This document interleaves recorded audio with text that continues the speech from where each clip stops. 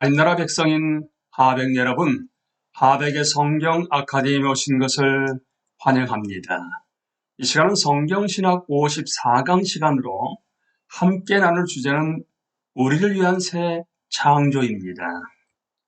우리는 지난 시간에 이어서 이 시간에는 예수님은 진정한 하나님의 백성이시다, 그리고 예수님은 새로운 창조이시다에 대해서 함께 나누겠습니다.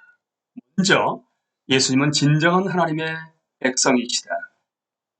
신약 성경은 그리스도의 신성뿐만 아니라 그분의 완전하고 완벽한 인성도 우리의 구원을 위한 복음에 꼭 필요하다고 가르칩니다. 예수님은 창조자이신 하나님이시며 아담과 아브라함과 다윗과 선지자들의 하나님이실 뿐만 아니라 진정으로 창조된 인간이며 마지막 아담이며 아브라함의 씨이며 다윗의 아들이며 참 선지자이십니다. 구약 성경의 그림자로서 예시되어 있는 어떤 한 상황은 예수님 당시의 유대인들로서는 전혀 기대하지 못한 것이었습니다. 구약의 모든 중요한 인물들, 즉 제사장이나 왕 같은 인물들은 이스라엘의 많은 사람들을 위한 구원의 중보자였는데, 이들은 많은 사람들을 대표하는 참 이스라엘 사람으로 오시는 그분을 가리킵니다. 유대인들은 자신들이 선지자들의 약속을 해석한 것에 기초하여 많은 무리의 백성이 약속의 땅으로 돌아오게 될 것을 기다렸습니다. 그리고 심지어 그 남은 자들도 상당히 많을 것으로 생각하였습니다. 그러나 유대인들은 무엇보다도 우선 한 사람으로 오신 진정한 하나님의 백성을 맞을 준비는 갖추지 못하였습니다. 그들은 하나님께서 아담을 위해 그리고 이스라엘을 위해 의도하신 모든 것들이 완전하게 죄 없는 인간으로 오신 예수님 안에서 성취되리라는 것을 볼 수 없었습니다.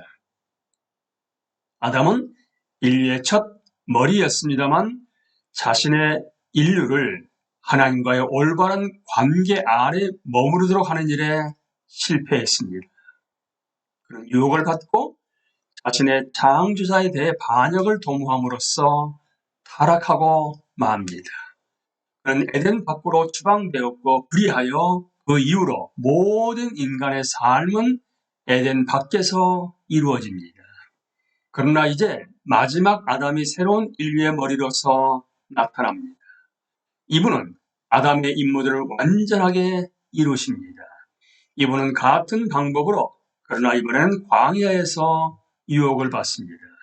이는 그분께서 유혹을 이기심으로써 자신의 새로운 백성을 에덴으로 되돌아가도록, 즉 하나님과의 관계를 회복하도록 하시려는 것입니다.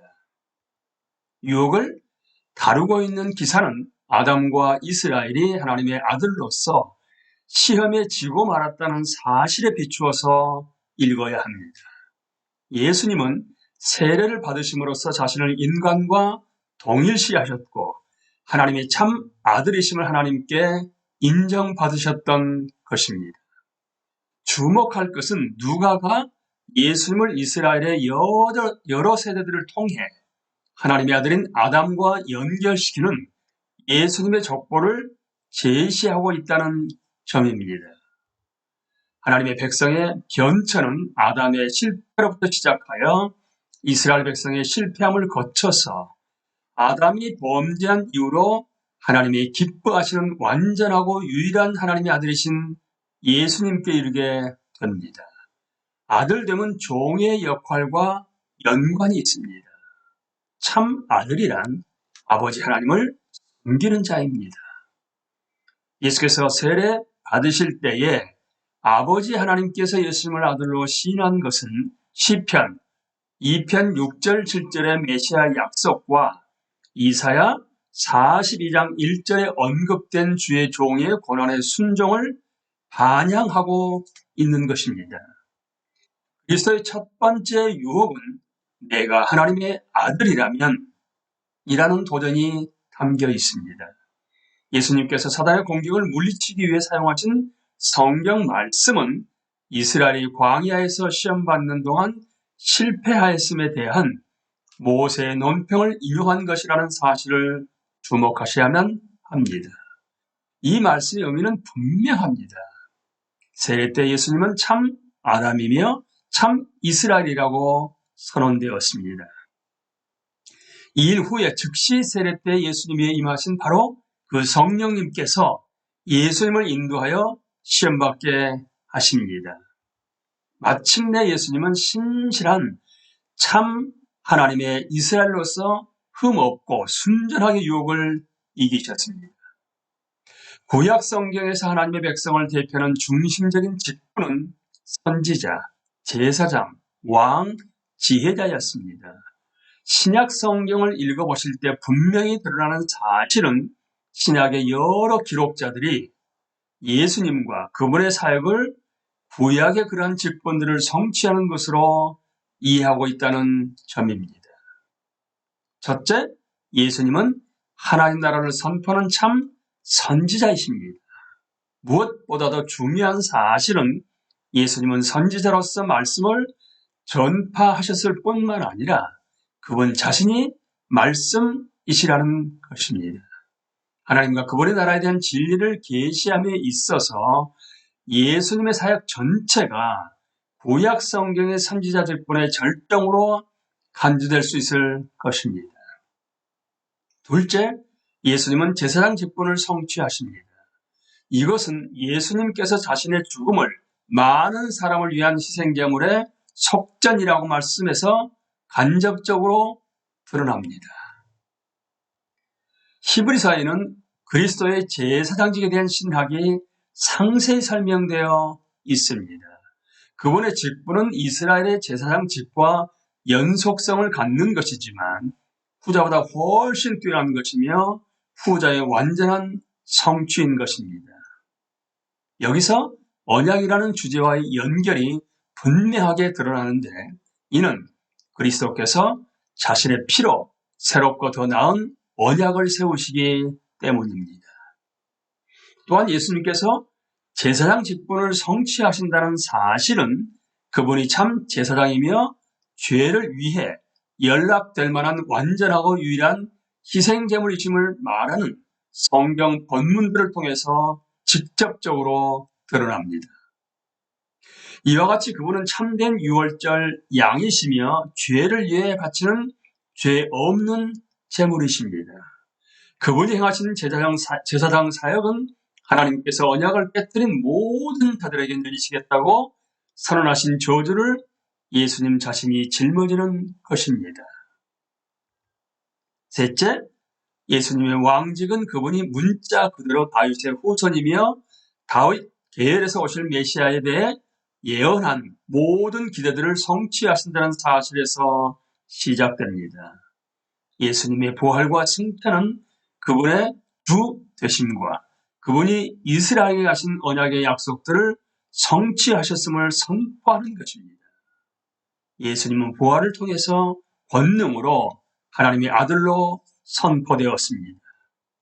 뿐만 아니라 그분은 죽음에서 일으킴을 받은 새로운 이스라엘이며 이스라엘의 왕으로 선포되었습니다. 이러한 왕의 개념은 이스라엘 왕에게서 뿐만 아니라 아담에게 창조계를 다스리도록 하신 데서 유리한 것입니다. 예수님께서 행하신 기적들은 하나님께서 사탄을 정복하셨다는 것뿐만 아니라 인간의 다스림이 회복되었다는 것을 알려줍니다. 이로써 예수님은 사람의 아들, 그러니까 인자, 즉 하나님의 백성에게 다스림을 회복시켜주는 다니엘 7장에 언급된 인자이심이 드러납니다.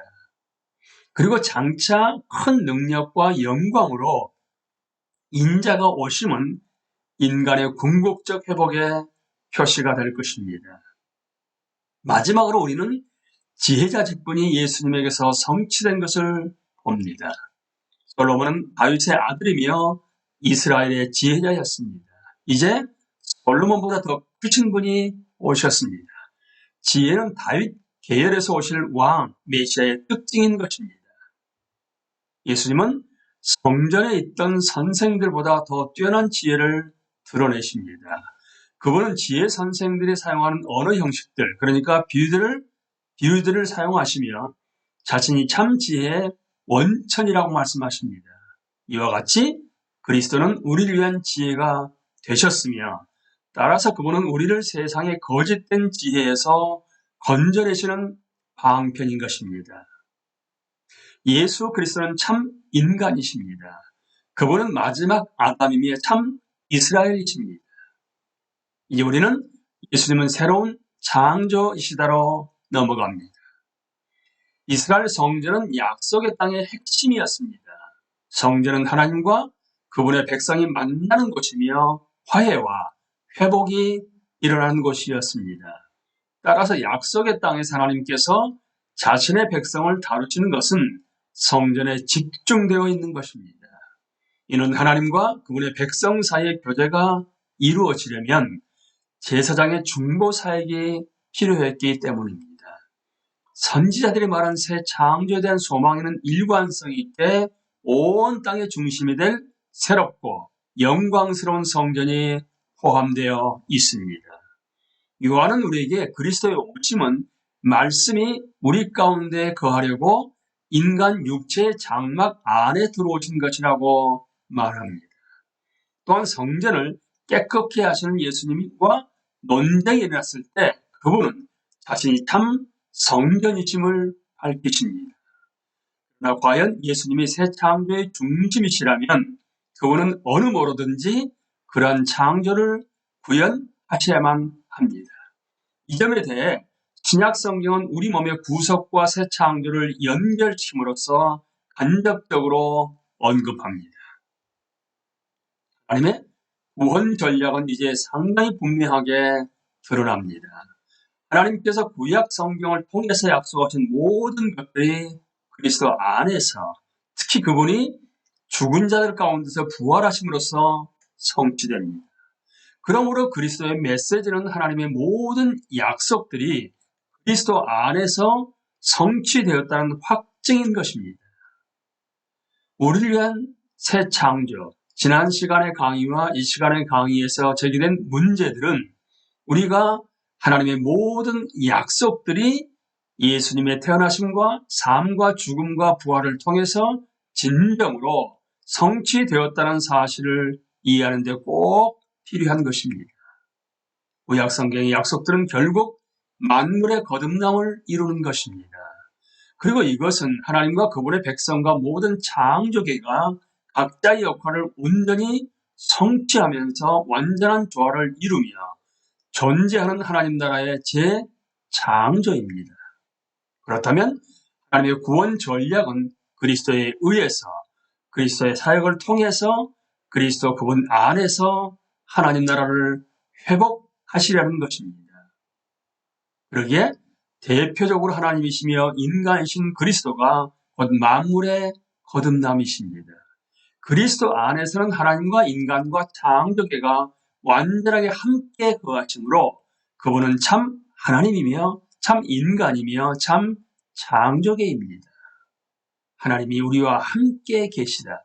히브리어는 임마누엘입니다. 라는 임마누엘, 즉 하나님이 우리와 함께 계시다라는 말씀은 하나님께서 이 세상에서 인간 가운데 사신다는 뜻뿐만이 아니라 하나님께서 참 인간이며 모든 인간의 대표이신 나사렛 예수님 그분 안에 거하신다는 뜻도 지니고 있는 것입니다. 신약 성경이 일관되게 증거하는 메시지는 예수님은 우리를 위한 분이셨다라는 사실입니다. 새로운 창조가 우리를 위해 우리의 유익을 위해 그리스도 안에 임한 것입니다. 예표는 장래에 나타날 실제, 즉 실체가 역사상에서 그림자로서 나타난 것입니다. 이 실체는 다름 아닌 그리스도이십니다. 따라서 이제 우리는 원형이라는 용어를 사용하여 타락 이전에 존재했던 원래의 하나님 나라를 지칭하려고 합니다. 선지자들의 종말론에서는 장래를 묘사하기 위하여 과거의 역사적 사건들을 사용하고 있는데 이로써 구원 역사에서 예표론이 사용됐음을 확인해 줍니다. 예수 그리스도는 새 성전이시며 새로운 창조계를 보존하시는 분이십니다. 그분은 자신 안에서 만물의 거듭남이 되십니다. 이제 우리는 거듭남이 우리를 위해 예수님 안에 임함이라는 간추림을 함께 나눕니다. 구약 성경에서 거듭남은 하나님의 백성과 창조의 재창조로서 계시되었습니다. 그러나 신약 성경은 이것이 대표적인 방법으로 예수님 안에서 먼저 일어나게 된다고 계시합니다. 그분은 참 하나님이시며 참 인간이십니다. 그분은 하나님과 그분의 백성이 만나는 참 세상이십니다. 이제 하나님 나라 관점에서 보시게 되면 실체,